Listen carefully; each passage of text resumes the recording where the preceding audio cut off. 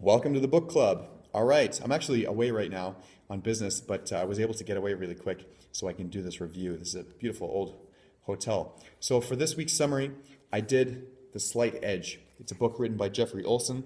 Honestly, folks, this is a game changer. There's a little bit of a story to tell about the book and how I got it, but I'll tell you after the summary. So I'll start right in. Author Jeff Olson dives right into this book by describing the beach bum and a millionaire, asking the reader to visualize the difference and make comparisons of the two. With a twist, he introduces both characters as the same person, himself. The symbol of polar opposites is extended throughout The Slight Edge in its entirety. The notion that every person already has the beach bum and millionaire mentality within.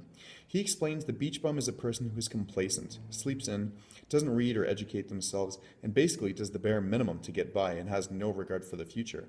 And if they do have the regard for the future, there's no course of action to take in order to get to the finish line. Whereas the millionaire is quite opposite. They live in a steadfast life that's filled with goals, vision, sacrificing small pleasures in order to obtain larger rewards down the road. They have control over the direction of where their life takes them. Even with all the knowledge that we have today, there isn't a catalyst to push you into the direction to use the knowledge will be unused. Your philosophy is what makes use of the available knowledge.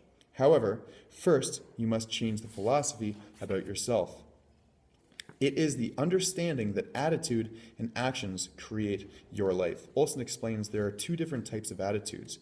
One might think like this, "What have you done for me lately?" And the other might likely think, "What can I do to help you?" Important themes continue throughout the book. One is explained in a famous fable, the tale of the two brothers and the father on his deathbed. The father gave the two boys choice to receive $1 million within a month or a penny which doubled in compound interest every day. The boys decided to choose the 1 million, and the other boy decided to choose the compounding penny. The end of the story resulted with the boy who chose the million had spent it within 1 month, and the other boy, who was very patient, he sacrificed many, many things. In time, the penny actually surpassed the initial $1 million. This mentality is described as the slight edge. It's having the know-how to understand that the value of little actions over time grow into larger ones later. A person who lives with the slight edge consistently does mundane things because it's easy to do them, and it's also easy not to do them. So many people lose their hopes for success that fall short because they neglect to do the small things over and over. Their frustration is caused by little results. At first, mundane actions seem insignificant, as though they don't matter. However, they do. Olson suggests reading 10 pages of an educational, inspiring book every day. Just by doing mundane actions every day, it's calculated that a span of over a year that a person can read up to 12 powerful books just by the 10 pages a day. The same goes with exercise. Just 35 minutes a day will continue to improve your health. At first, it may be difficult, but later on, it will be enjoyable and result in improved health. This is fitting together the tale of the boys and the penny using compound interest. The slight edge is exactly just that. Time is a force that magnifies the little mundane, seemingly insignificant tasks which you do every day into something titanic and unstoppable. Consistently repeated daily actions plus time equals incomparable results. There is an analogy that is described in this book of a farmer and his field, and it goes something like this. The farmer must tend to his field with plowing and irrigation. Later, he plants the seeds, lets nature and time go to work. This is the cultivation process. Along with patience and perseverance, only then may he harvest the crops. Olson says, today we've lost the ability to cultivate and have patience. There is too much sense of urgency and demand for immediate results, he writes. The right choices and wrong choices that you make at the moment will have little or no noticeable impact the day goes for you, nor tomorrow, nor the next day. No applause, no cheer, no screams, no life or death results played on out in the big screen. But it is exactly those same undramatic, seemingly insignificant actions that when compounded over time will dramatically affect how your life turns out. One of the really cool diagrams, unfortunately you're not going to be able to see it, the words, but you'll see here, is a really cool diagram of an arrow going up and an arrow going down. And this whole span right here is little tiny life practices and habitual tasks that you need to do over and over and over again. For example, reading the 10 pages every day, and over time, it continually goes up and you have more knowledge, more wealth, more value. But if you don't do those tasks, the same thing goes down. It continues to compound downwards, more so, down and down and down. For many, it's not easy to do the thing which they should do. It's easier to stay in bed. However, just as easy to develop the habit of rising early and doing some exercise and meditation, for example, the thing to do is also the thing not to do. Here's another quote. Do the thing and you shall have the power. A famous quote by Napoleon Hill's Think and Grow Rich, another book you should read.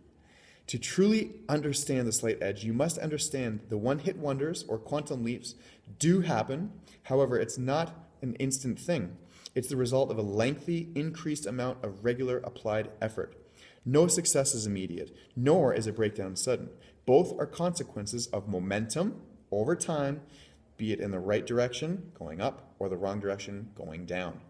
Later, he explains an ancient humanly trait that to this day remains timeless. Deep down, each and every one of us wants to offer service and make a lasting difference for those around us. This action is known as the ripple effect. Through everyday actions, positive or negative, will directly and indirectly have an impact on others. Halfway through the book, Olson explains that the great success always has a beginning. It always starts with something small, yet over time, through repetitive action and by a worthy ideal, comes triumph. It's emphasized that action is the beginning point. Time becomes a major theme in the second half of the book. He explains that if you choose not to do the little things, such as read the 10 pages every day and do your 25 push-ups, or if you chose to hit the snooze button, by doing not those things, you are choosing to spend how you will in the next 40 years. This is because either way, you are in the same place you end up with or without the disciplines. I hope that makes sense to you. There comes a point in life when those become more aware of the slight edge and to begin using it efficiently will experience negativity by others. This is because 95% of the population do not understand the slight edge. Consequently, they will try to bring you down because it reinforces the fact that they are unhappy with themselves, and it's just a reminder of the failure that they are. The truth is, successful people do what unsuccessful people aren't willing to do. A successful person will acknowledge their outcome as a personal result, where in most cases the other 95% will likely blame something or someone else. An encouraging point made by Olson is that any given moment, we have the choice in which direction we can go, up or down, fast or slow. The past can never be changed. However, the future will always be shaped by the current efforts. And so, people who are successful-minded are compelled by the future, and those who are less fortunate are compelled by the past. That being said, no matter what, there is always a choice. This really insightful analogy used in comparing the path of the individual success and the path of the first rocket ship made to the moon, check this out, 90% of the time the rocket ship was off course. But with little tiny corrections, it made its course until it reached the lunar landing. This is the same for us. As long as you continue to make little adjustments along your journey, you will continue to get to your final destination. And it's the continual effort and adjustments which get you there. One of the key elements to living the slight edge is to learn from mentors by embracing what others have done before you. Here's an amazing quote that I love. It's better to walk on shoulders of giants than to walk through the forest on your own. The benefits that mentor has of one's life influence, especially when the mentor sees something special in you, which you may not see crucial to one's slight edge. By encouraging with like-minded individuals and groups, your understanding and awareness increased, your life began models theirs. Which means just by hanging out with them, you will start to emulate their actions. Chapter 15 goes into some serious detail how to cultivate the habits of the slight edge. Show up consistently, be prepared and committed for the long haul. Cultivate a purpose with desire beckoned by faith. Be willing to pay the price for sacrifice and do the things you've committed to do even when no one is watching. In closing, The Slight Edge is a very well-written, detailed book filled with useful insights from the first page to the last.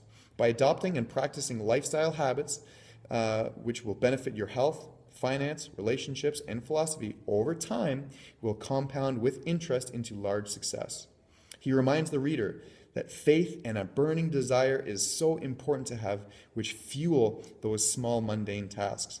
By executing goal setting, positive reinforcement, consistency, predetermined mindset to your final destination will not only benefit your entire life, but it will propel you further ahead from the competition by having the slight edge. I give this book a 5 out of 5 stars. I knew a lot of these things, and I've been practicing a lot of these things and these habits and these mundane tasks already, but it is a fantastic reminder, and it reassures me and you, the reader, that you're not alone, and that to have faith and have that dream continue to stay alive with whatever the case may be, and to continue pushing and pushing and pushing. This book was given to me by two wonderful people, Betty and Lawrence, and in the end of the book, Jeff explains that you have to pay it forward. You've got to share this wealth. And I've actually bought a case of these books, and I'm going to send them off to some of my clients. And I'm putting this video on YouTube. Normally, I've got a book club, and it's for my paying clients and customers. But I have to put this on YouTube because, honestly, this book should be given to children. It should be given to schools. It should be given to adults, senior citizens, teachers, professionals. It doesn't matter. The Slight Edge is honestly, hands down, a perfect illustration of how you should live your life daily by practicing habitual tasks. It's honestly a really good book, and I highly recommend it. And I'm so thankful that my friends gave this book to me. It took me a year. I finally read it, and I read it within like the past 4 days, but it was on my shelf collecting dust. And I guess sometimes when you get a book, the book chooses you, but you also choose the book. So I'm telling you guys, choose this book, The Slight Edge, hands down one of the best reads you will read. Really close to Napoleon Hill's Think and Grow Rich. That's another one. So read this book, guys. I'm really, really happy that I could share it. And I hope you enjoyed my book summary. Bodies by Brendan, in good health and good spirit.